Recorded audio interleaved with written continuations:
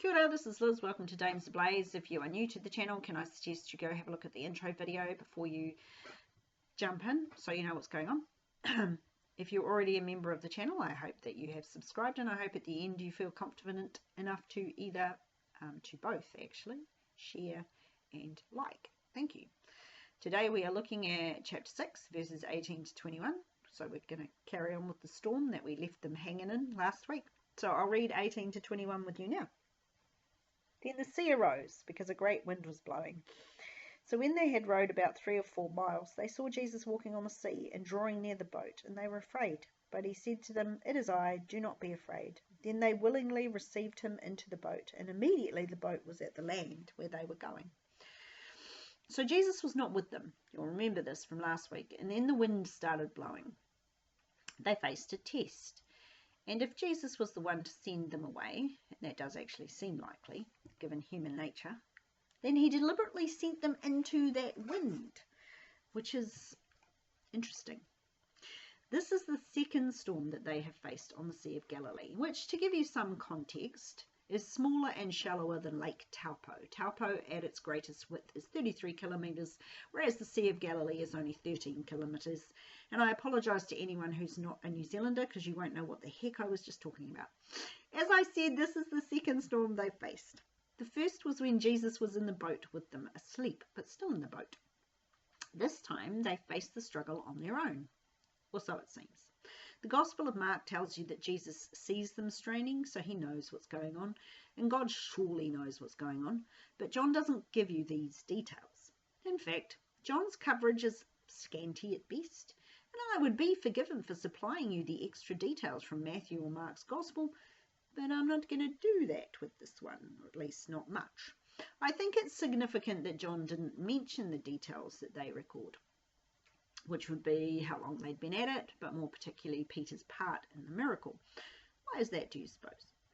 Do you remember why John penned his gospel? What was it he was focusing on? What he wanted people to see? He was primarily looking at Jesus as divine, highlighting the times in which he stepped out of the ordinary and showed himself to be more than just a man. Walking on water certainly demands our attention, makes Jesus much more than just a human being. John gives you the distance the disciples have travelled, so you know there's no way Jesus could be out this far unless he had divine abilities. Likewise, John doesn't mention Peter because it would muddy those waters. I'm also sure that by the time John wrote his gospel, Peter's short stint on the water would have reached legendary status. So why add more fuel to that particular fire? Besides, Mark and Matthew's gospels have been in, wide circulation by the time John's is published.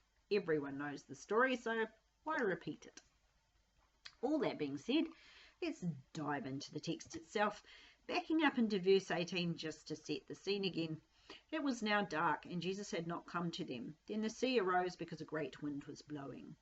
So they're going quite happily along, and then a massive wind turns up. Now, I live in a pretty windy part of New Zealand, not as bad as Wellington, our capital city, but there have been some doozy windstorms and even the occasional tornado. This house has taken a serious hit by wind, losing 2 front windows and having its roof lifted. Wind can be extremely destructive, and I wouldn't want to be out on the water when it seriously starts blowing. I think we can all put ourselves into the boat with the disciples, because I'm pretty sure we've all suffered some sort of strong wind at some point. John actually puts this all into the immediate first-hand present tense because he wants you to feel the wind blowing strong off the pages, wants you to consider other winds that blew through the Bible. A wind that blew through the Red Sea, parting the waters and allowing the fleeing Israelites to walk through it. A wind that brought in quail to feed the masses during that same Exodus. These were strong winds, but they were helpful winds. This one is not a helpful wind. This one is causing the sea to churn like a bubbling cauldron. They are working hard now to even maintain any kind of course or make any further forward progress. Is this not indicative of life at times? Are there not times in every life when you're straining when your forward progress seems hampered at every turn, when it feels like you're straining against the wind.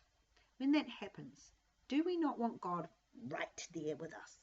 And does it not seem like sometimes or most times that he's distant? Of course it does. You know it does. I had a particularly bad year one year, and here's a poem I wrote during that horrible year. It's called Bleeding in My Cornflakes. Bleeding in my cornflakes, while the Lord in heaven laughs and waits for his enemies to be made his footstool. But I am still bleeding in my cornflakes. Sometimes life is just a long slog on a hot day. So what do we do with those times? Well, let's read on and see. So when they had rowed about 3 or 4 miles, so this puts them about halfway across the lake, they saw Jesus walking on the sea. Okay, hold it. How do they see Jesus if it's dark?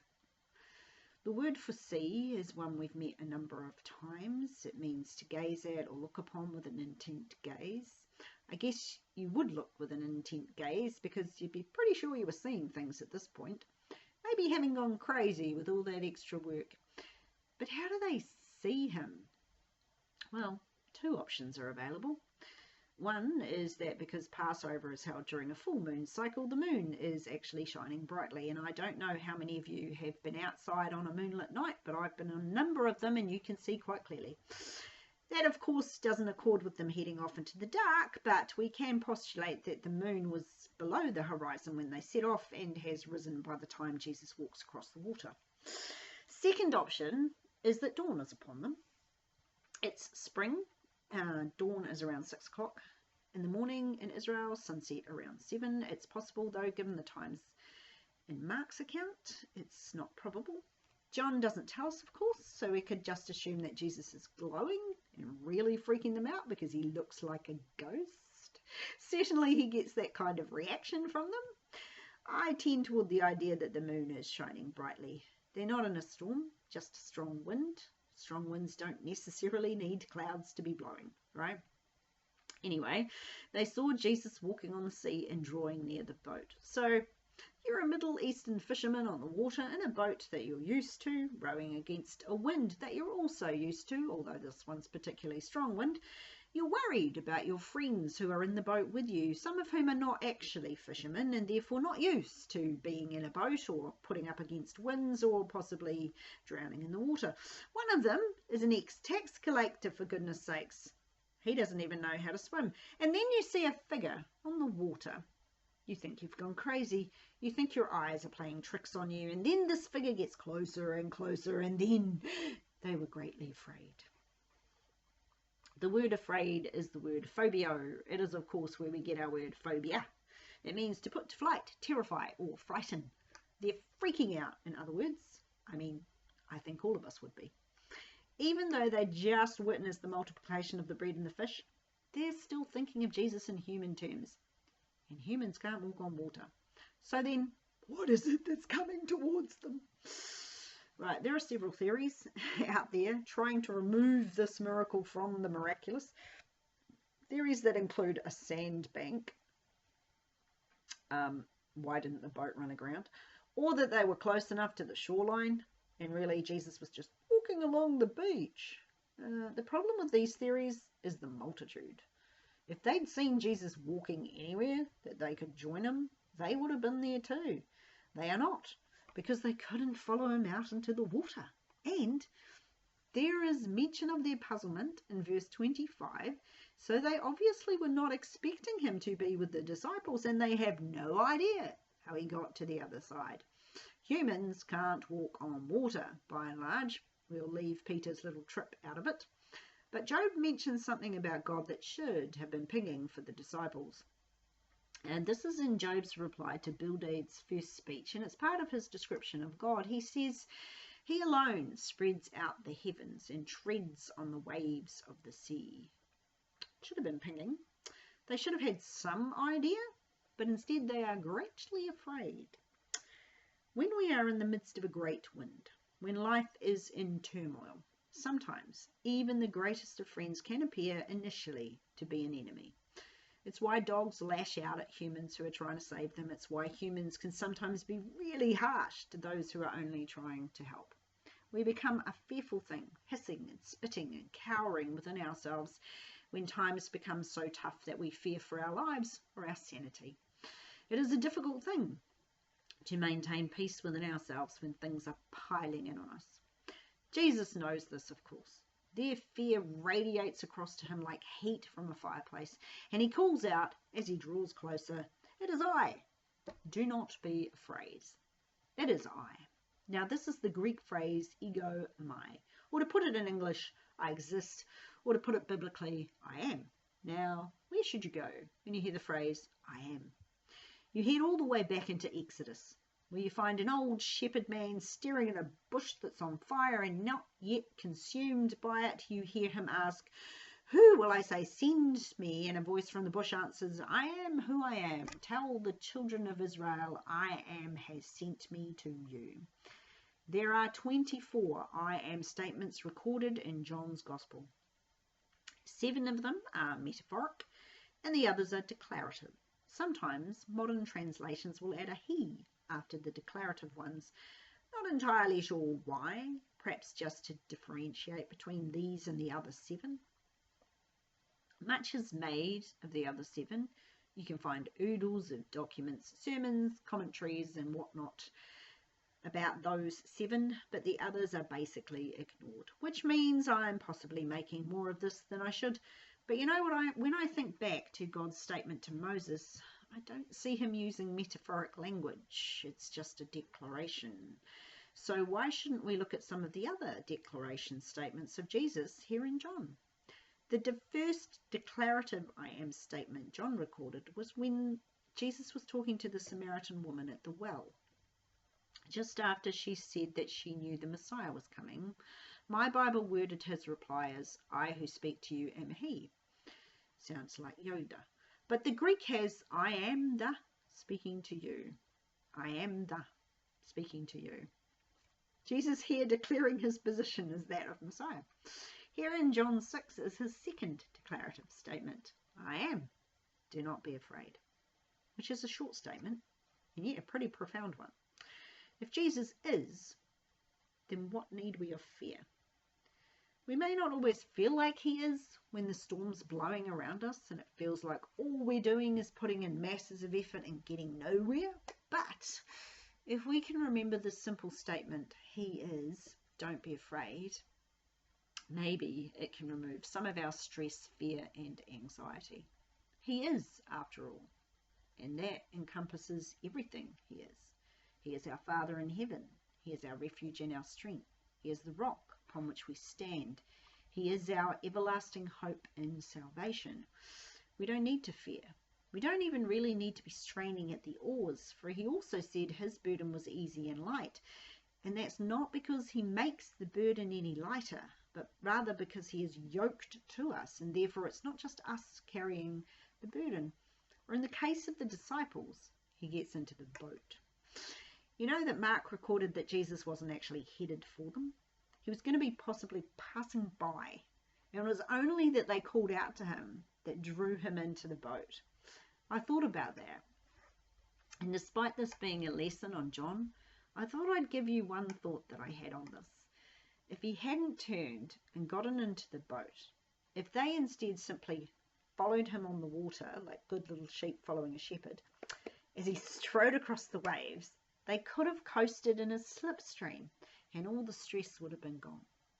Just a side thought, because this is the book of John that we're studying after all, but tuck it away because I think there's a really good principle in there.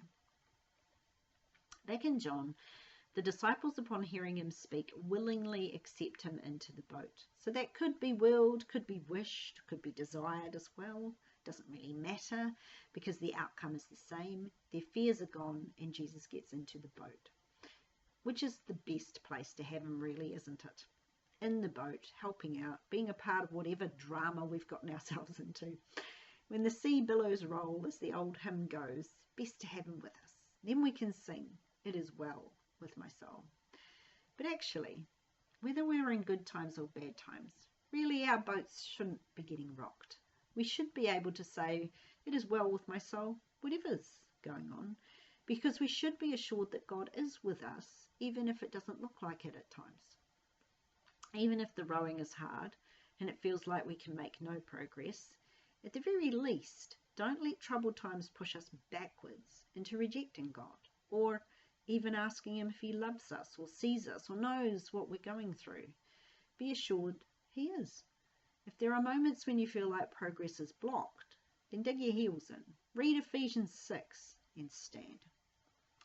Jesus gets into the boat, and then immediately,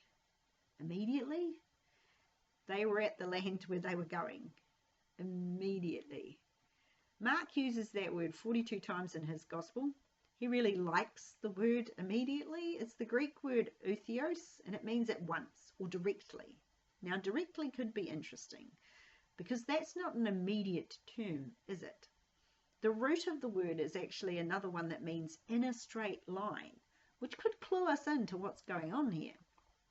Now, not that I want to remove the miraculous. It's entirely possible that they were immediately at the side of the lake, totally in keeping with how Jesus worked, understated, almost matter-of-factly. However, there is a possibility that it merely means that they were then able to advance in a straight line and arrive at their destination. Either way, they're now at their destination, and so we can wrap this story up into a tiny little bow. She laughs hollowly. We're never really going to be able to wrap up the things of God in tiny little bows until Jesus returns or we end up in heaven, whichever one comes first. But we can at least try to understand what John wants us to focus on.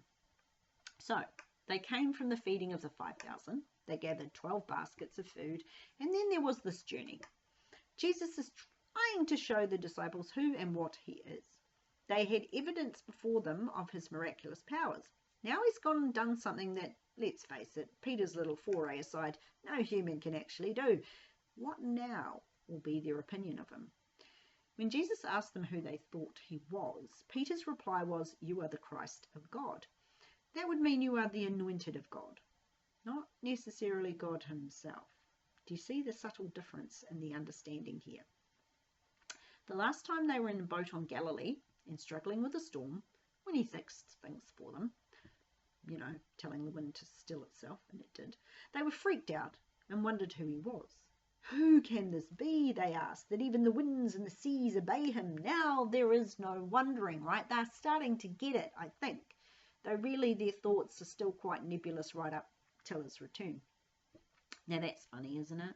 So are ours. People are still divided as to who and what Jesus was. Was he just a great teacher, as the Muslims and the Buddhists would have you believe? Was he just a good person, as many non-Christians believe? Was he even real? Lots of ideas swirl out there in crazy land these days. We need not concern ourselves too much with what the wider body of humanity believe of Christ. We need only worry about our own beliefs and how to talk about those beliefs to our nearest and dearest and the people that God brings across our paths.